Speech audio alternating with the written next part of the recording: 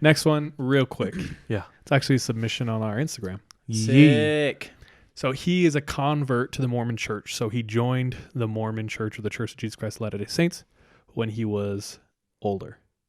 He served his Mormon mission in Japan near Hiroshima. So he gets to Japan. It's a huge culture shock. He gets sent out to like the port of Hiroshima, like the city around there. But the more inland you go, the more mountainous and rural it is. And he gets sent way out there. And at this point, while he's living there, he can speak zero Japanese. But luckily, he's partnered with a person who can speak Japanese and does a really good job at translating. So while they're living and working in this area, one of the church members says, hey, you need to visit this lady. And he said, we'll call her Yamamoto. Go visit her. She's having a really hard time, and you guys might be able to brighten her day. So they go out, way out, like into this rural location to visit her.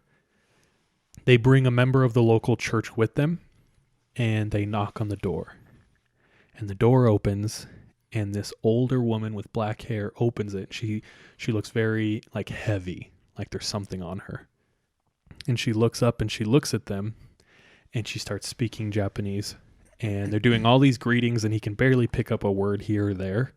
And his friend, who we'll call Takashi, is translating. And all of a sudden she says something, and he notices Takashi like looks really quickly at both of them and kind of like stiffens up. And he says, like, what'd she say? And he said that Yamamoto said, I see you brought a friend with you. And he's like, yeah, we like from the local church. So didn't think anything in it. And they went inside. They sat down, they spoke with her. And when they went inside, all three of them, so Takashi, our friend, and the person they brought from the church, they come and they sit down, and Yamamoto goes, your friend left. And it clicks, and he realizes he's not, or she wasn't talking about the friend we brought from the church. And Takashi's still acting really weird, and they get out. They leave. And he's like, what was that? Like, what happened? And he said, she insisted that you had brought a friend with you. And he's like, what do you mean? And he says, a spirit. And she could see it. What? But when they had come inside, the spirit didn't enter with them. Kind of freaked him out. He had never had any experience with like anyone seeing ghosts. And he started to understand why she looks so heavy.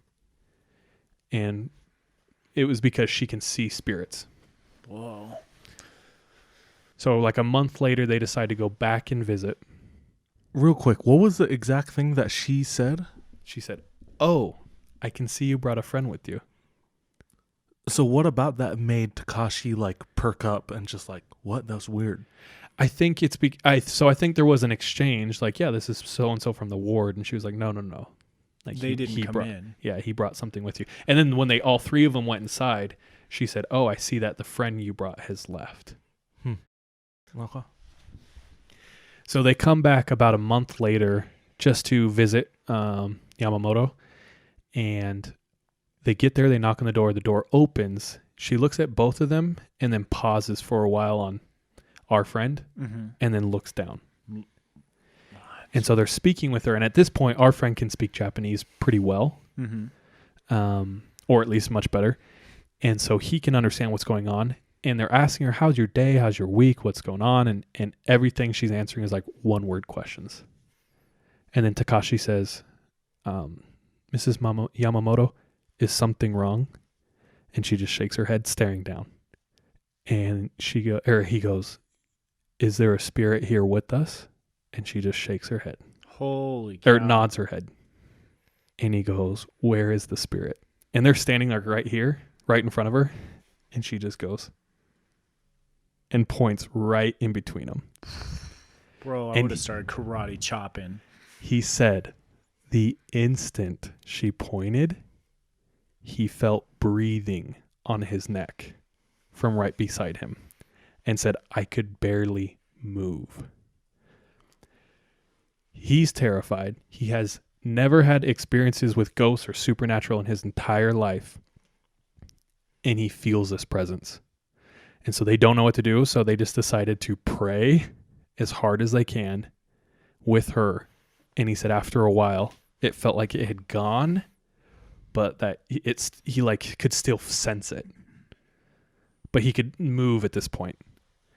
And so he left.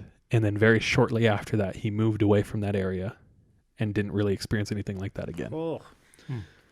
But according to him, he said, you know, the Japanese are very superstitious and have a ton of stories, which I appreciated hearing because I'm part Japanese. But my mom was adopted, so I don't know anything about my Japanese side. So I might reach out to him again and just ask him a ton of questions. Dang. But yeah. That would be wild to be like someone that had that ability to see spirits. Like just without trying, you know? I was gonna say, it seems like, and we've talked with people. One other Your example homie, bro. is, yeah, Ikaika. I forgot what exact episode it was, but it just seems like people are more sensitive to those kind of things.